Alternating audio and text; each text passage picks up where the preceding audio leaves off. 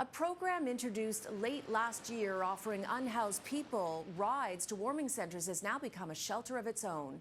And Mackey joins us. And Michelle, as the overnight shelter buses offered by the TTC prepared to wind down for the season, advocates say the city's work is far from over.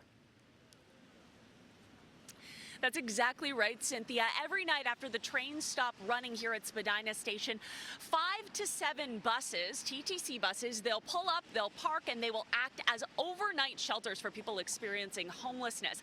Now, since this program was put in place late November of last year, the TTC tells CityNews more than 3,000 people have used these shelters. And advocates say that's a huge problem. To expect people who are already vulnerable to just have to be okay with such inhumane conditions, I would say, is really traumatizing and really oppressive. The buses arrive around 1:30 a.m. and depart as subway service picks back up at 6 in the morning on weekdays.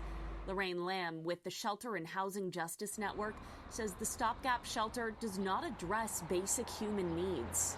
What about food and accessibility and water and bathrooms? Are we expecting TTC workers to now be like social workers? Stuart Green, spokesperson for the TTC, says the intent of the program was to transport people to shelters or warming centers during the winter, but space isn't always available. And so the buses themselves became the shelters, with porta potties on site and city staff on the bus.